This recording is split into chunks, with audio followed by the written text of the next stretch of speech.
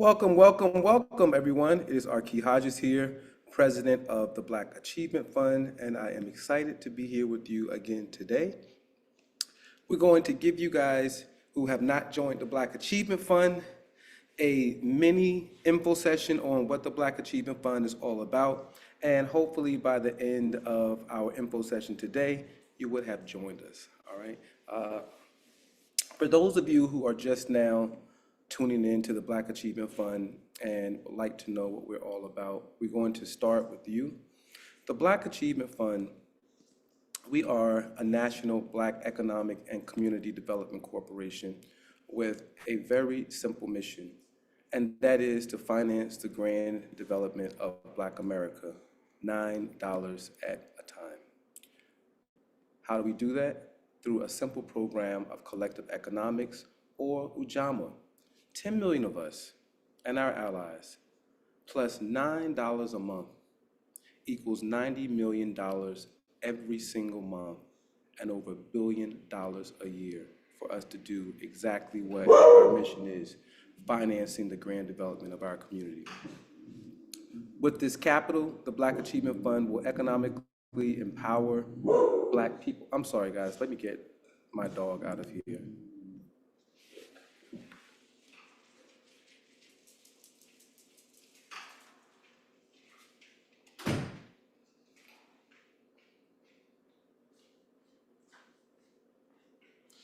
She won't behave. All right. With this capital, with this $90 million a month, the Black Achievement Fund will begin to economically empower Black people, build new Black communities, institutions, and most importantly, Black municipalities that reflect our guiding principles and our collective genius. Membership to the Black Achievement Fund is open to anyone who believes in our mission and our guiding principles, regardless of race, religion, political affiliation, or sexual identity. All assets are collectively owned, and the Black Achievement Fund is a nonprofit 501c3. All of your donations are 100% tax deductible. Now, with that being said, I want all of you out there who are just tuning into the Black Achievement Fund to clearly understand that although we have our 10 million Black people, $9 a month model, we're not waiting until we get 10 million people. Since June of 2020, the Black Achievement Fund has recycled over $500,000 back into our community. All of the money that we spend each month, we try to get back into other Black people's hands. In addition to that, we've opened up our own Kemet Club, members only hangout, cultural spot, you name it, which I'm broadcasting out of right here in Atlanta, Georgia. We also have acquired our first piece of collectively owned land. The Black Achievement Fund purchased 6 acres of land in October of 2023 for $55,000, and the land was appraised last month for $150,000. So these are just some of the things that the Black Achievement Fund is doing right now. In addition to that, we have a host of programming through our BAF Village, which you can check out here. Our program calendar on our website, you can go here to see all of the things that we're currently doing right now. If you want to know more about our land, you can click here. About our new Kemet retreat, you can click here. And the first lots that we have available for sale is under Pharaoh's Row. So the Black Achievement Fund, in short, we are about rebuilding safe spaces for Black people all throughout this country. During segregation, this is what Black people did. In the face of rampant discrimination, in the face of Jim Crow segregation, Black people sought to create our own pieces of heaven right here in America. We understood that in the same way that they had the ability to create upscale places for Black people white people to vacation and retreat and that sort of thing, that we had the exact same capacity to do those things as well. So many Black people, instead of trying to include themselves into white communities, decide to establish their very own, not just communities, but municipalities. So today we're going to be talking about one of those very, very special all-Black municipalities that were started over 100 years ago and still exist right now today. one of the things that we're fighting here with the Black Achievement Fund is to get Black people to understand that we do not have to always be in integrated spaces, that we can still create in this modern era all Black communities that provide all of the amenities, everything that we want as a people in a way which we feel safe and we can enjoy our culture as we see fit. So today we're going to share the story of Highland Beach, Maryland, which is one such community that the Black Achievement Fund is here to spotlight and to also emulate with our new Kemet project in South Georgia. All right, so we're going to jump right into it so that we can get a little bit of discussion going. I'm going to play a couple videos.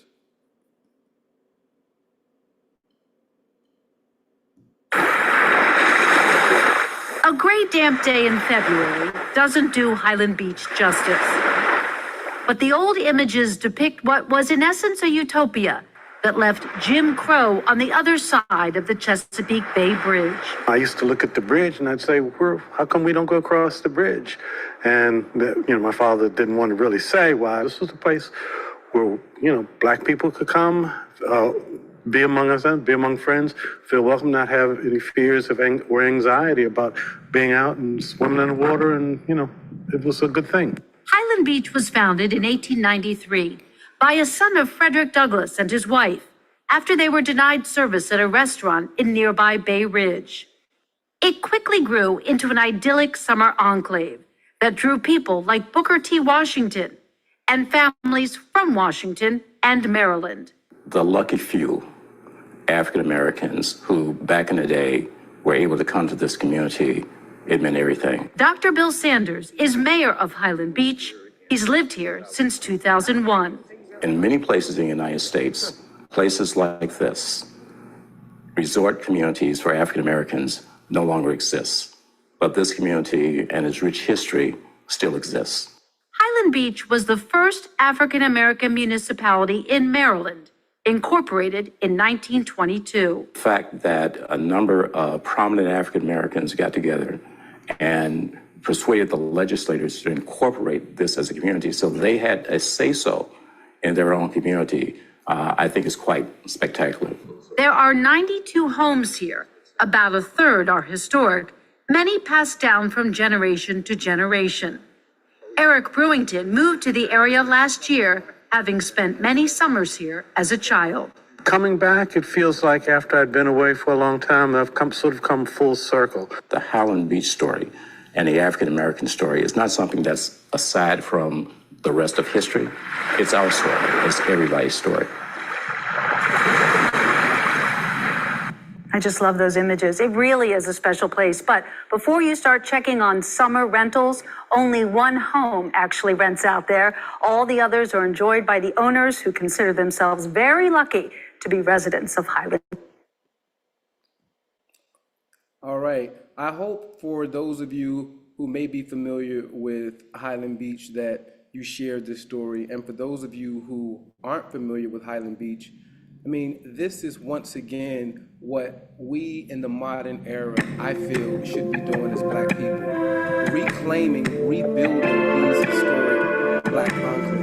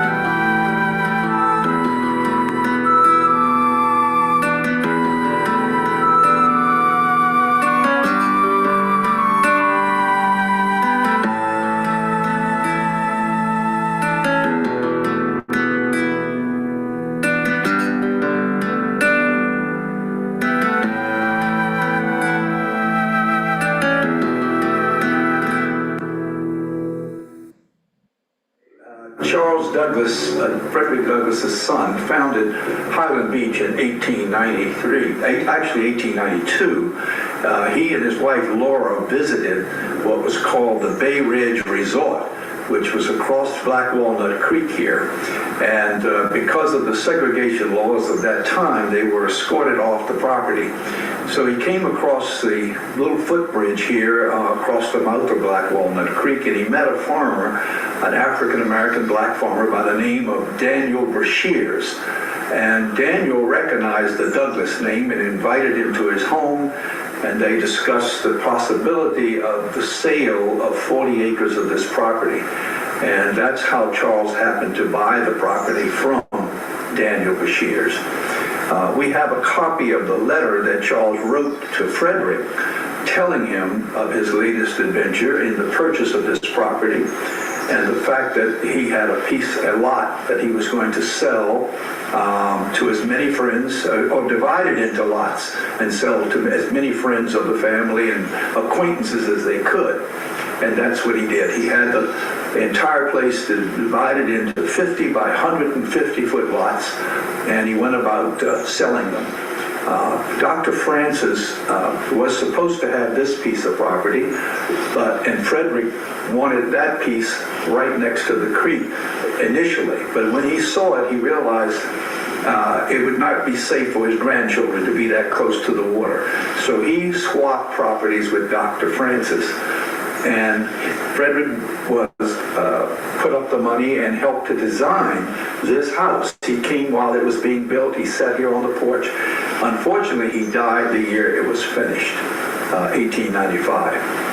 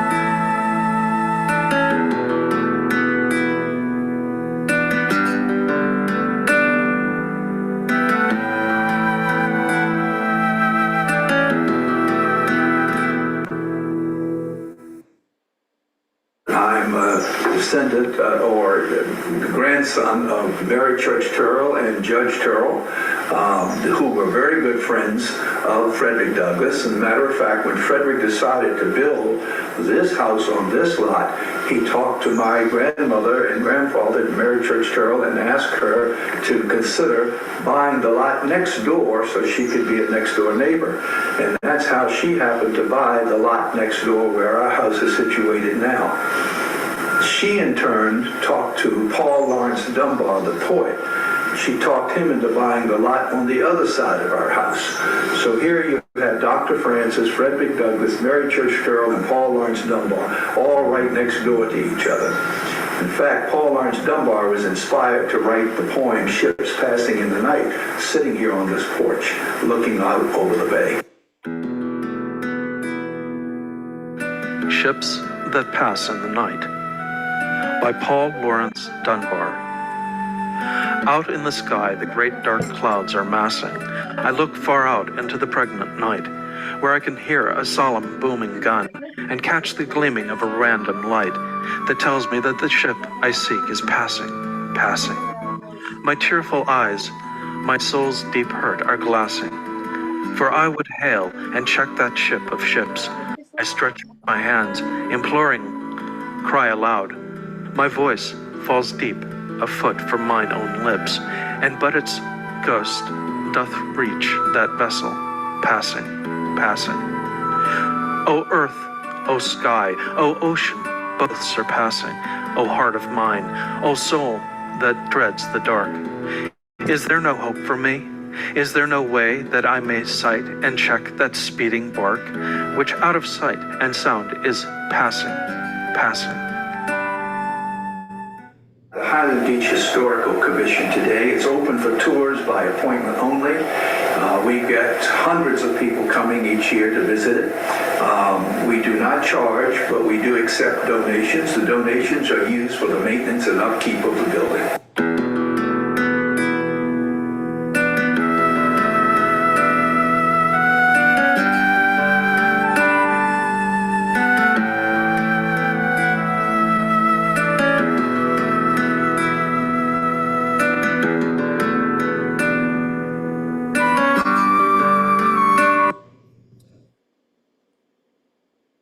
Now, once again, when we think about African American leaders right after enslavement, what we see as the strategy for African liberation in America is always to do our own.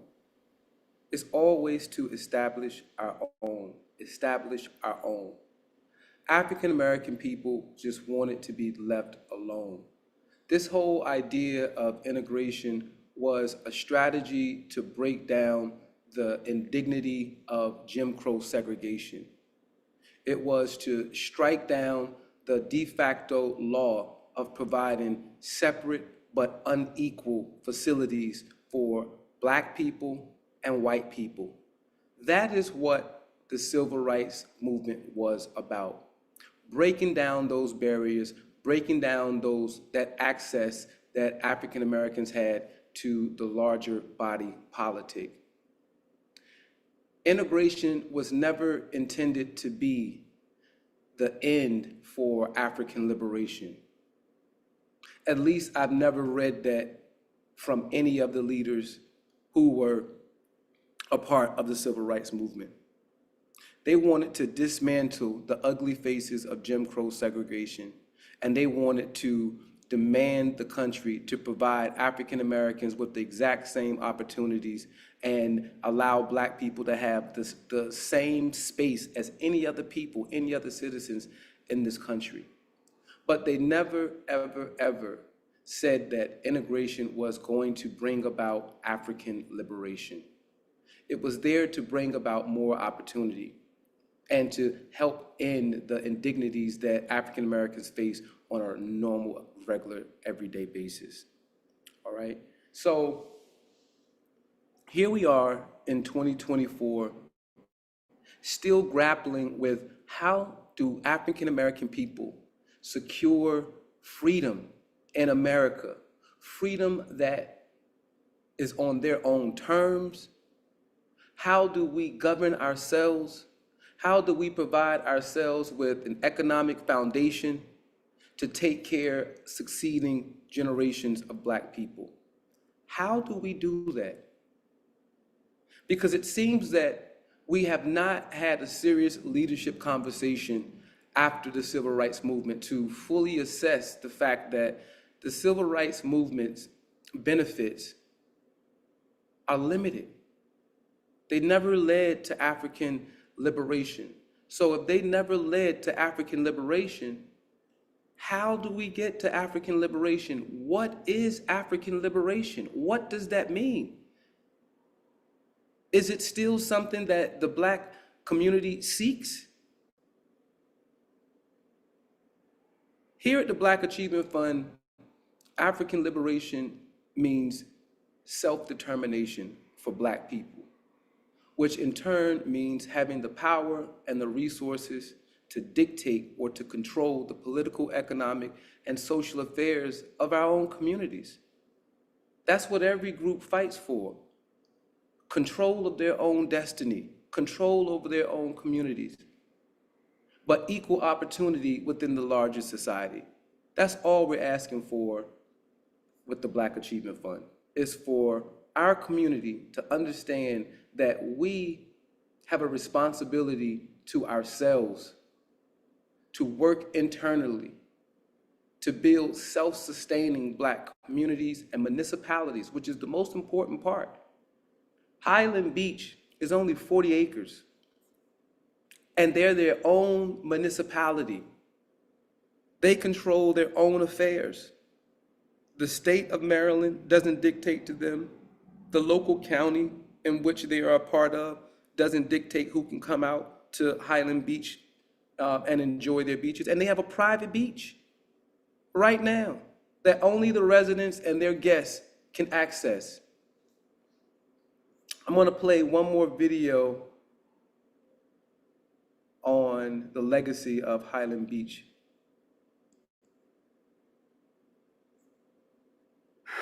Hello, this is Nat Harrington, and with Dina Sewell this morning for another edition of Porch Stories. Welcome, Dina Sewell. Thank you very much. Thank you for having me for the interview today, Nat. You know, oral histories are told in a way that it captures the character of the community. And I'm happy to have been able to work with this series where we focused on longtime residents in generational families at Highland Beach and Venice Beach. And as director of the Frederick Douglass Museum and Cultural Center, you created Porch Stories. And it was fortuitous because your family is one of the founding families here in Highland Beach. Highland Beach goes back to 1893, incorporated in 1922. Your family was one of the first families here. Tell us about your family and how you got to Highland Beach. Okay, well, let's start with Dr. Francis. My great-grandfather was John Richard Francis Sr., and he built the house here at Highland Beach in 1896. He was a surgeon who owned and operated a hospital for coloreds on Pennsylvania Avenue in Washington, D.C., not far from the White House. He was also responsible for developing the nursing program at Freedman's Hospital, where he was appointed first assistant surgeon. Now, he and the Douglases were friends, and when Highland Beach was formed, he was sold a lot across the street from here, where the museum is now and where the Douglas summer home was built. But Frederick Douglass and Frederick Douglass's son Charles had decided on this lot by the creek for his father's retirement home. But Frederick Douglass wasn't so happy about being that close to the creek for fear that his grandchildren might be at risk, being so close to the creek and marshland here. So he asked Dr. Francis if he would switch with him, and he did. And we've been on the creek side ever since. Dr. Francis married Betty G. Cox, and together they had 5 children, one of whom was my grandfather, John R. Francis Jr. He was a dentist. John R. Francis Jr. married Alice King Wormley, a direct descendant of James Wormley, who owned and operated the famous Wormley Hotel in Washington, D.C. on 15th and 8th Street Northwest. Together, they had 4 children, one of whom was my mother, Betty Alice Francis. My mother married James Henry Meriwether Henderson, and they were professors at the Tuskegee University, and they had 4 children, one of whom is me. Very, very interesting. I don't know that anybody has a deeper understanding of the history than you do, but that doesn't stop there, because the Henderson family brings up another name that's familiar, or should be familiar to a lot of people. That's E.B. Henderson. E.B. Henderson. Who is E.B. Henderson? So Edwin Bancroft Henderson was known as the grandfather of black basketball. And in 2013, he was inducted posthumously into the Naismith Basketball Hall of Fame. How is he related to you now? That's my father's father. Uh-huh. Now, you know, we also had dottings of family throughout the community when it first began. Yes. And for example, my mother's uncle, Dr. Milton Francis, built the house next door. He was the first black urologist at Howard University, at Freedman's Hospital. And then my mother's favorite aunt, Edith Wormley, she and her husband, Henry Minton, who was a doctor in Philadelphia and also one of the co-founders of the Boulé, they built their cottage at the corner of Douglas and Langston. It was called Villa Edie, and it was built in the mid-20s, and that's my mother's mother and her sister spent a lot of time there growing up here. It's now known as the Shepherd House. On the Wormley side too, the Wormley Cottage at the top of Bay Avenue remains in the family today. Don Graves Sr. did our first porch story on his porch right there on the cottage that the Wormleys built in 1914. And my Uncle John Francis had a home on Oyster Creek where he moored his sailboat. And he took us out a lot on that. And then we have the Hendersons. My grandfather, E.B., and my grandmother built their cottage on the Black Walnut Creek. Mm-hmm. And we spent a lot of time there growing up. You have the only home in Highland Beach. Look at this. This is beautiful. Look at the beautiful view of the Chesapeake Bay. And you're on the creek side, so you have your own beach. You're the only home other than Highland Beach town with a beach. Tell me about your childhood and growing up on the beach here. Well, first it was the getting here. And we had to come from Tuskegee, Alabama. During segregation, there was no place to stop along the way. And so our parents would put us in the back of the Ford station wagon, and we'd start out around dark. And my dad would drive all the way. When we got close to Richmond or around Richmond, we woke up and we started, get to the beach, get to the beach, get to the beach. It's kind of like are we there yet? I know it drove my parents crazy. And as we got closer, we swore we could smell the water. We could smell the salt in the water. And then when we finally arrived, we rush out and rush into the house, open the doors, fling open the windows, and we're in heaven. What was it like growing up here? There were friends who also were arriving about the same time during the summer. This was a tradition. So every year you would come here, you'd see the same friends. It's a beautiful story. And so this is at a time where there wasn't a lot of other entertainment, but you guys found plenty of entertainment because there was boats, there's all these activities. Tell me about the activities that you guys were indulging in. Well, aside from spending a lot of time on the beach, we went to my grandparents' house up on Black Walnut Creek every day. And my grandfather he was right on the border there, he had 2 piers, one for the boats and one for fishing and crabbing. So my favorite activity was the crabbing because it was fun with those old traps. The old traps had 4 sides and they would open up and flatten out when you put them down. So you tie the bait in the middle and then you would drop it in the water. And back then the water was clean and clear. You could see the bottom. And you could see when that crab got in that trap and you pull it up real fast and the sides come up and you've got yourself a crab. You take it and put it in the barrel and you keep going. That was my favorite activity. Now my brothers liked to fish, so they did the fishing. And my grandfather always, he had a canoe, a rowboat, and outboard motor. And he used to take us up the Black Walnut Creek in the canoe. We did a lot of canoeing and rowboating. And we just loved that. But aside from that, when we were kids, we had the pavilion. And the pavilion was our community center. That's where everything happened in the community from every age on up. The adults had their meetings, they had their card parties, we had bingo. Kids had the arts and crafts in the daytime. We had movies at night. There was dancing. There were all kinds of activities. My grandmother taught Sunday school on Sunday mornings.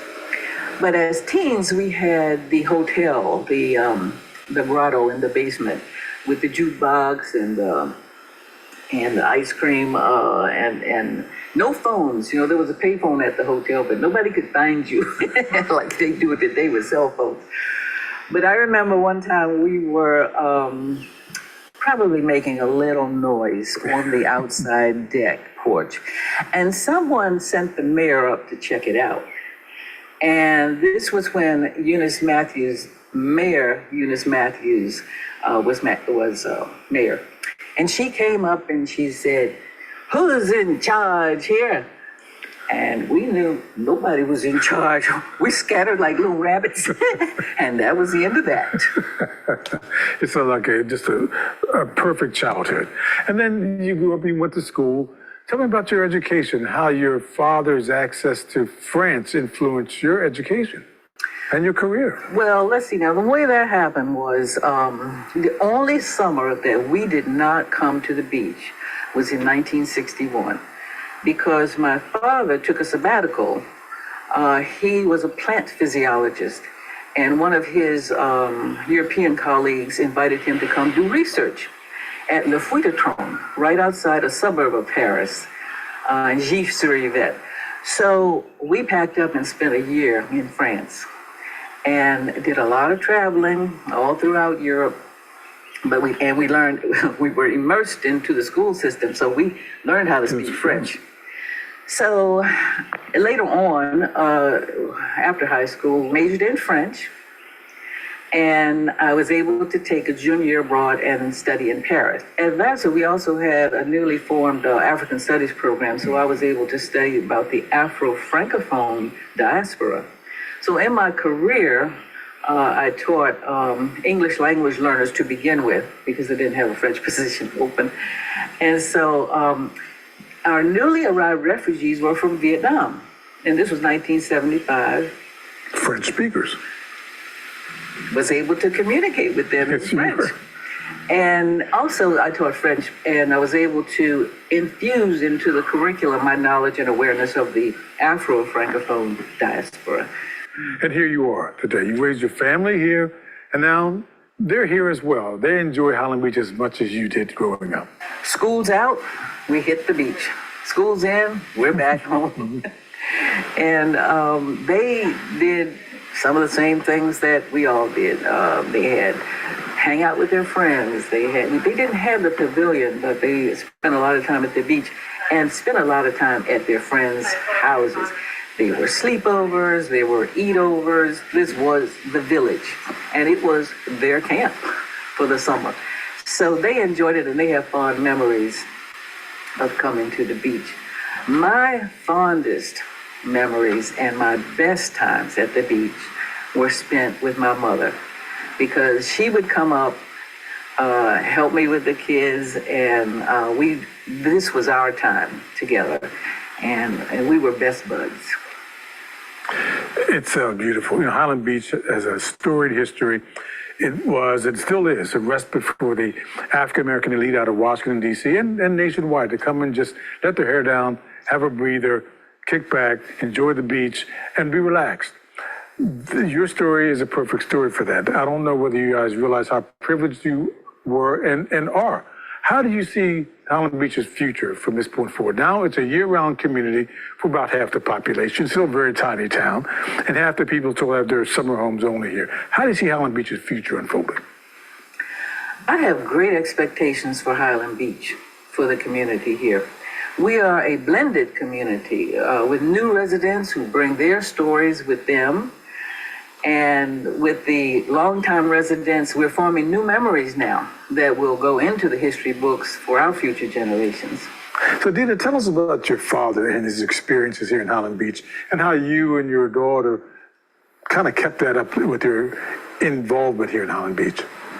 Well, I've always wanted to live here permanently. I never wanted to go home. Every summer when it was time to go back home, I never wanted to go. So when I retired from the Fairfax County Public Schools in Virginia, we moved here. The house was renovated. The same architect who renovated the Douglas home drew up the plans for this home, and he wanted to take advantage of the views, sort of the panoramic views from the Thomas Point Lighthouse all the way up the Black Walnut Creek. So we have been enjoying living here since then. I've had a chance since retirement to also watch my adult children grow into themselves.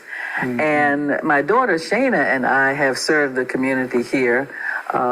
She was elected commissioner in 2013. She has served one term, and she is currently the recording secretary for the Highland Beach Citizens Association. But she also volunteers a lot of time for activities on the recreation committee and whatever I might need at the museum. And I'm currently serving on the Board of Elections, the Board of Appeals, and working with operations at the museum. I really enjoy working with the docents, giving guided tours, meeting the visitors who come here who are so elated to learn this history that they have not known about. Many people have not known about this history and this community. So I am enjoying that in retirement. So I'd like to end with something my mother said. She traveled all over the world. She'd been lots of places, but she always liked coming back here to Highland Beach because, in her words, there's no place like Highland Beach. All right. I grew up in Virginia on the Chesapeake Bay, and I can tell you that being out on that water, smelling that beach air is just a feeling that just brings back nostalgia and makes you want to be there all the time. When I grew up in Norfolk, Virginia, right on the Chesapeake Bay, on the ocean, there was a poor Black community of apartments and rundown motels and things like that. Dirt cheap, dirt cheap. In the past 20 or so years, all of those old rundown houses and apartments were torn down because, again, this is prime beachfront property. My family ended up buying a lot out there for a beach house. It's called Each Beach now. The lot itself was $600,000. $600,000, and it's not even an acre lot on the ocean. Black people who purchased land 100 years ago, 100 years ago, for $50 a lot, $500 a lot, those properties now are $1 million properties. So in terms of being able to transfer wealth to the next generation, one of the ways that we do it is through real estate. By creating our own enclaves, such as what the prominent Black people did in Highland Beach, they were able to grab a piece of waterfront property and preserve it for over 100 years for Black people. And I assure anybody out here, go and try to get some beachfront property on the Chesapeake Bay, anywhere on the Chesapeake Bay right now today, and see what you would be forced to pay. I also want us to think about all of the prominent people that she named who came out and bought a lot. And there were a lot of other prominent people who lived out there that was not discussed. Arthur Ashe, Bill Cosby, and even some of the people that were spoken about, I wonder whether or not we really know who these people were. The guy at the museum who was speaking in the second video, whose mother was Mary Church Terrell, I just want to pull up a little bit about her for you guys, just to give you an understanding of who these people were who were starting these all-Black enclaves. Mary Church Terrell, she was born yesterday in 1863, was an American civil rights activist, journalist, teacher, and one of the first African-American women to earn a college degree. She taught in the Latin department at the M Street School, now known as Paul Laurence Dunbar High School, the first African-American public high school in the nation in Washington, D.C. In 1895, she was the first African-American woman in the United States to be appointed to the school board of a major city, serving in the District of Columbia until 1906. And she was also a charter member of the National Association for the Advancement of Colored People in 1909 and the Colored Women's League of Washington, 1892. She also helped found the National Association of Colored Women and served as its first national president. And she was a founding member of the National Association of College Women. when I'm a historian, as many of you know, so this is, I get a kick off of watching documentaries like this and learning about the past. And that's how we got to where we are with the Black Achievement Fund and starting our own municipality, reflecting on our past and using our history as instruction and not just as nostalgia. And what I love about Highland Beach is that they did not sell out. They did not say, you know what, it's 2006. These lots are now worth $500,000 a lot. Let's make our money and bail. It's about more than money. The land in and of itself has inherent value that you can't pay for. The people who roamed those streets, the people who lived in those houses, that energy is still there. So we here at the Black Achievement Fund, we hope that you join us so that we can begin to build not just one community, not just New Kemet, but to build these enclaves all across America. Why not? If we had over 100 Black municipalities at one time before, why can't we have them in 24?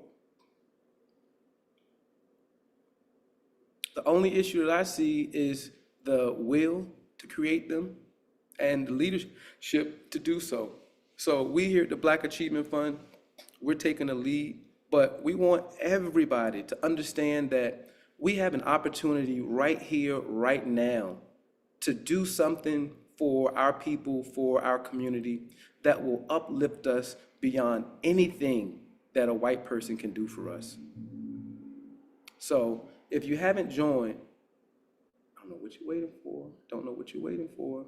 I also have some announcements to make before we leave. So those of you who are up there, ambassadors, don't let me forget to make those announcements. But I want to open up the floor. Are there any questions or comments from the YouTube that needs to be answered or shared?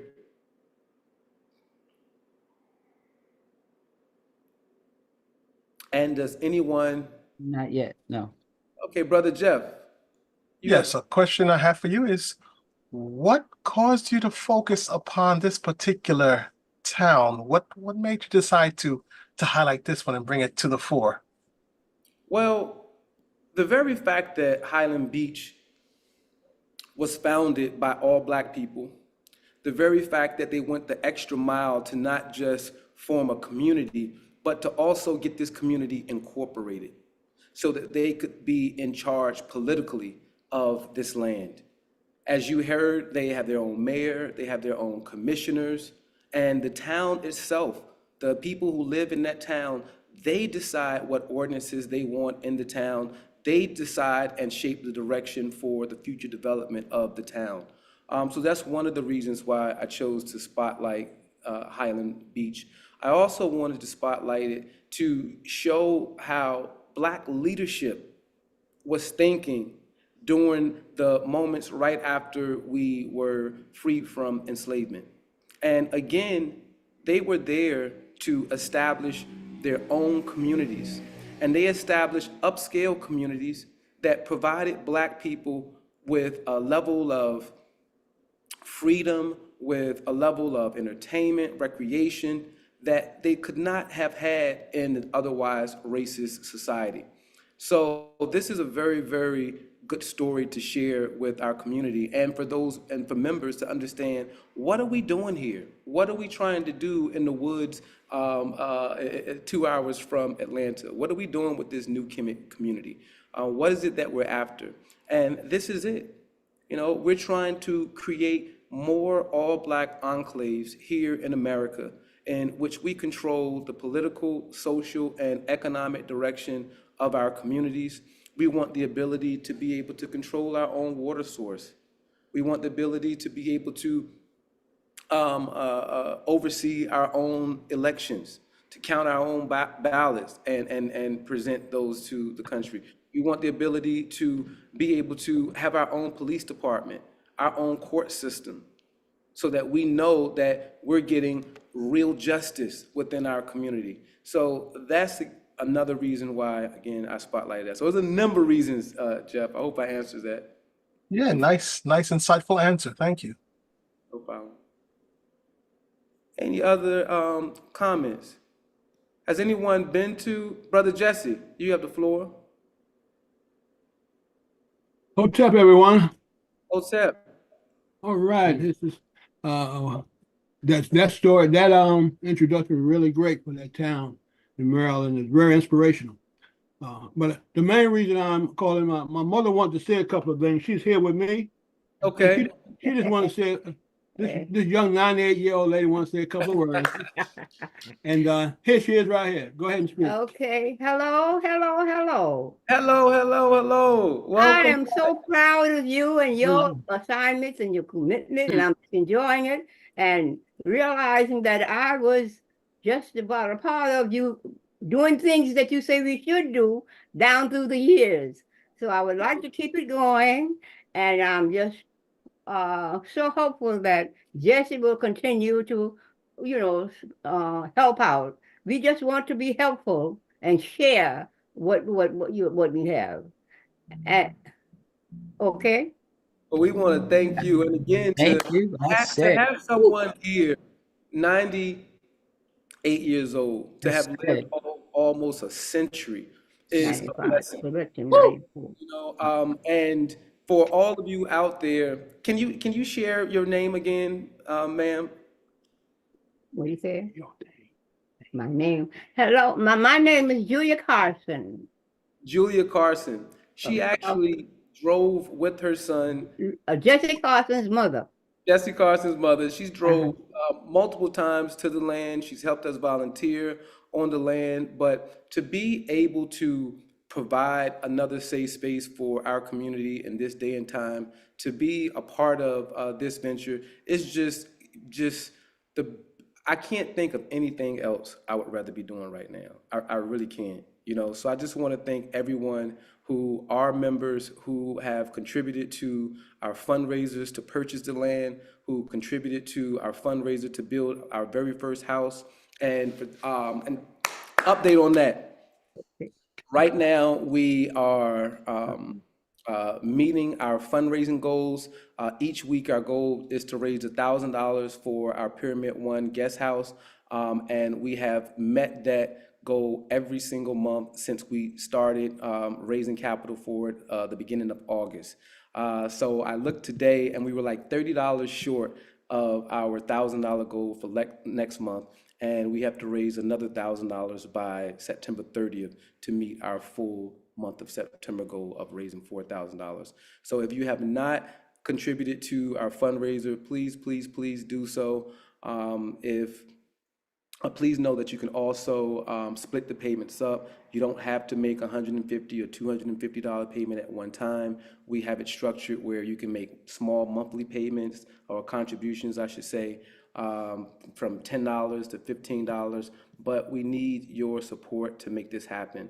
And we want to make it happen before members like Sister Julia transition. So if we can do it in a year, let's do it in a year. It took us 24 months to raise the $55,000 to purchase the land. Can we raise the money to buy the house in half of that time? I think we can. All right, I definitely think we can. Working together, we can definitely accomplish it. We have a fundraiser to also assist with our fundraising efforts, and that is our Black History Bingo. Black History Bingo. So you guys should have seen an email for Black History Bingo. It's going to be really, really, really fun. It is an online bingo. It's $20, and you get 3 games. All right, you get to play 3 times, and bingo cards are emailed to you electronically. All right, we go on Zoom and we play. And this next week, next Sunday, our bingo is a Women's History edition. So you're going to learn about some awesome Black women in history, as well as have fun and win some prizes. All right, and all of these proceeds will benefit our Pyramid One fundraiser. So if you have not bought tickets for our Black History Bingo, please do so. The email went out again yesterday. Another one's going to go out tomorrow. but it's $20. You're gonna have fun and also invite some other people. All right. We don't want to just consistently ask you for money, money, money, money, money, money, money. We want to add value and we want to teach and we want to have some fundraisers that educate as well as raise capital for the things that we're doing. So our Black History Jeopardy bingo is one of those activities. Black History Jeopardy is going to be coming up, but these are some really, really, really fun programs to help raise money and to also raise your awareness on our history and culture. Children, grandchildren, make sure you get some tickets for them, for your daughters, for your son. Buy them a ticket so that they can learn something about Black history and Black culture. They're going to come on because they want to learn something, and bingo is fun. All right, so the tickets are $20. If you haven't bought a ticket, please buy a ticket and come and learn about our history and help us raise money. Are there any other announcements? Oh, the Collard Green Festival. One of our members, Mama Nabantu, she is the founder of the original Collard Green Festival and culture something. I know I'm supposed to say culture something. All right, but that is happening next weekend. We will also, if you go to our program calendar, we'll have information listed for that. Are there any other announcements that anyone wants to make? Is there anything that I'm missing, Sister D? No, we did the bingo, the fundraising. What's coming up? We're gonna have a new members meeting. The second of every every month. Excuse me. The second Monday of every month. That'll be coming up soon. So if you're a member, make sure you come out for that. Keep an eye out on your email, like you said, because everything will be on there and it'll show you all the different dates and times. So, and if you're not getting your email, then you should send in to info@baf.solutions and let us know that you're not receiving your emails, because if something changed and we don't know, then you won't get important information that goes out. So, yeah, that's And about. also, Mhm. our new website, we have a program calendar here under our home tab. So if you scroll here, if you didn't catch an email, you can go to our program, our upcoming events. What address? Email donations. The donations, you can go to donorbox.org/pyramid1. I'm gonna write that on in the chat. And you can buy your tickets. Oh, we already have the Collard Greens Festival up here. You can actually Yeah. go to our program calendar here, scroll down, and you can actually RSVP for some of the events or buy tickets for the events as well. It's not showing on the screen, Arky. If that's what you're doing, I don't know. Hold on. Thank you. Donorbox.org/pyramid1. Hold on. Nope, wait a minute. Just go to our email website also. Okay, here we go. All right, here I am on our website. Can you see it now? Yes. Under program calendar, scroll down and you can actually buy tickets and RSVP for events. Okay. So for those of you who don't know, we have a new website. We made everything a lot clearer. And check out our new page.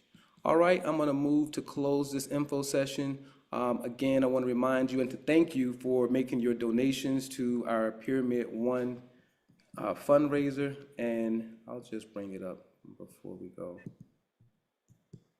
To reach it, you'll simply go to donorbox.org/pyramid1.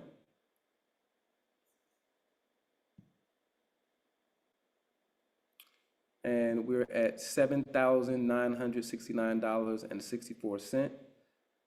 So we need $30.46, or $29.46 to get us over to $8,000. So if somebody could make that donation so that we could meet our weekly $1,000 goal, that would be so, so, so nice. But we're well on our way to doing that. All donors are acknowledged on our Pyramid One donor wall. So we're going to create a really, really nice donor wall or plaque or some type of monument that is going to go on the property of Pyramid One. Everyone who donated, your name is going to be up there on the level in which you donated. And for those who donate $250 or more, you receive vouchers for complimentary night stays at the house once it is built. All right, $250, you get 1 night complimentary stay, $500, 2 nights, and 5 nights for a $1,000 donation. And you don't have to give the $500 at one time or the $250 at one time, so long as your total contributions come to $250 or $500, you will receive that complimentary night stay as well. All right, so we want to encourage those who have given to continue to give, and you will get a voucher at the $250 level. All right. Also, when you hit donate, remember there's a one-time box here, and then there's monthly here. All right. Please, please, please note, if you decide to do a monthly recurring donation, that you have to yourself stop those monthly donations when you're done with whatever amount you plan to give. All right, as you can see here, you can log in to edit your recurring donation anytime. So if you forgot where that email is, you can just simply go to search donor box or Pyramid One in your email box, and it shall take you to the first email that gave you the instructions to log in, okay? And if you, for whatever reason, can't find how to cancel your recurring donations, you can just contact us at our customer service phone number, which is at the bottom of all of our web pages. All right, just scroll to the bottom. It's this number here, 855-595-1314. And we will cancel those for you manually. And if you have any other questions, please give us a call at our customer service number or send us an email at info@baf.solutions. We do have some hands up. I don't know if you see them. All right, Brother Desmond, and then Sister Rose. Yes, Brother Aki, I just want to say thank you. Uncle Duke is on, that my uncle that I talked about as a guest. So I see where you accepted him in the meeting. So that was good. Where is it? What's his name? Duke Hines. What's up, Brother Duke? See, can you I hear? hope you enjoyed our info. He's on mute. Oh, he's on mute. Yep. Well, Uncle Duke, you're on mute. Unmute. I don't know if probably computer there or something, but yes. So he probably will join some more session, learning about the Black Achievement Fund, and see what some of the things that he browse the website and to learn more about what's going on. So, man, thank you so much. So that brings us to the point. Please invite people to our info sessions, because we don't just talk about the Black Achievement Fund. We've been spotlighting a lot of Black towns and municipalities that you may not know of, in which we're trying to replicate here at the Black Achievement Fund. So thank you, brother, for inviting people. And this is how we get members. We get most of our members through word of mouth, all right? Even if a person doesn't join the moment you tell them about it, continue to share, continue to tell them about it, because what we're doing is very ambitious. So don't think that everyone's just going to get it right then and there. Just sow the seeds, keep sowing the seeds, and trust that they're going to blossom. All right. Thanks again, Brother Desmond. Sister Rose, you have the floor. Good afternoon, everyone, and thank you again for your presentation.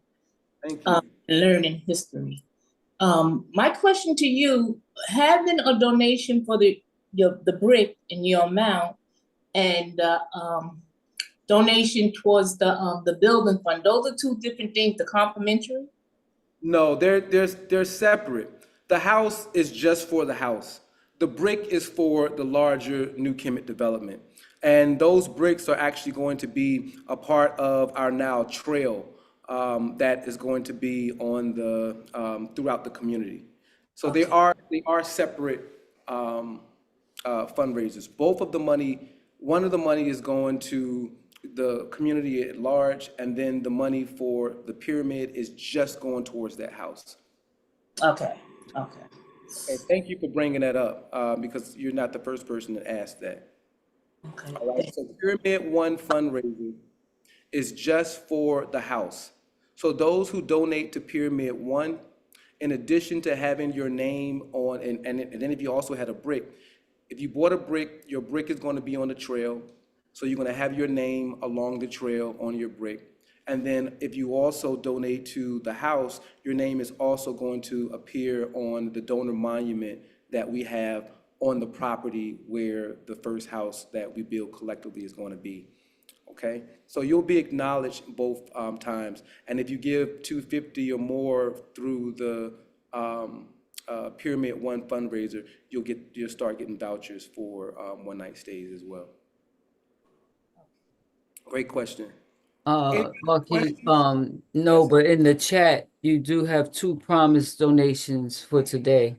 All right, all right. It looks like you'll be meeting the goal. That's what I love to hear. That's what I love to hear. Guys, one of the things that I talk about all the time is sacrifice. If we want to have the things that we get on and talk about on Sunday, we have to make sacrifices for it. You know, I've made sacrifices in order for us to be where we are today. And, you know, we're going to have to make a lot of sacrifices if we want to build the world that we want to live in.